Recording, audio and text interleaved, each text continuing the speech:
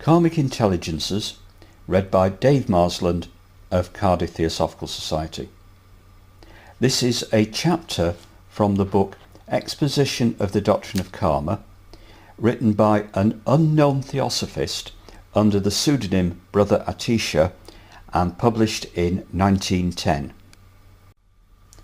Karmic Intelligences. Karma is not a blind law, nor is it in any way undirected. There are great intelligences behind it, and must be so, especially for the direction of its numerous currents and in guiding the time and manner and place of rebirth. All mythologies have something to say about this. The Greeks were masters in personifying or making concrete in some way the wonderful and sometimes dazzling abstractions of the Eastern sages and philosophers. The East revels in infinite and limitless abstractions. The West personifies.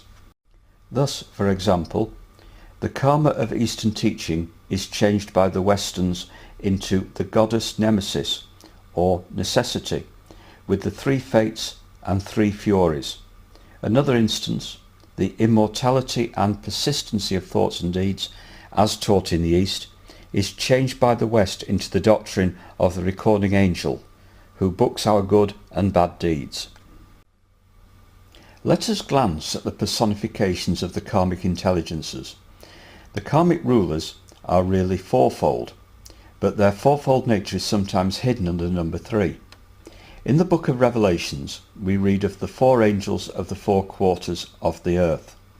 These stationed symbolically at the cardinal points show them to be directors of mundane affairs, and in Ezekiel we have the graphic vision of the 4 living creatures whose voice was as that of the Almighty.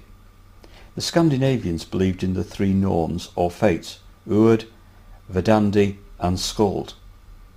Their parents would complete the 4. The Greeks were the most successful in the personification of the karmic gods. Indeed, they are unapproachable in that art. The fourfold powers of karma are Nemesis and the 3 fates. Now, Nemesis is sometimes called adrastia, justice, and sometimes called necessitas, necessity.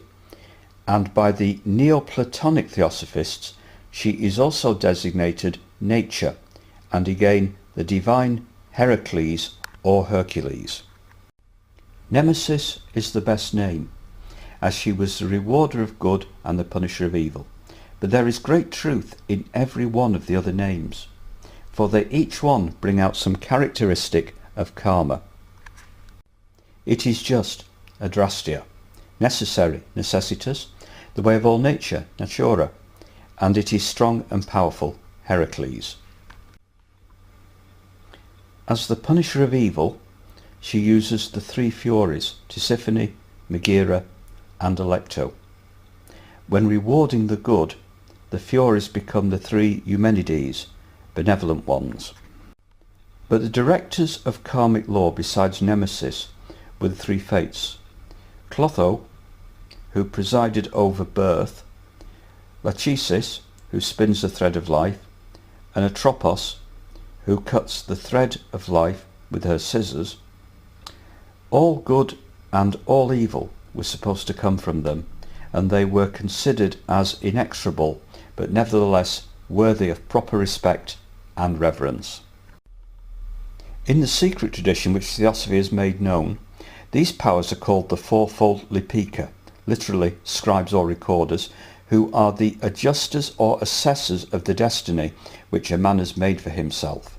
See the Stanzas of Zion, translated by H. P. Blavatsky. These 4 holy ones are in and of and behind the karmic law, and by their means the Supreme Lord controls the operations of man and nature karmically.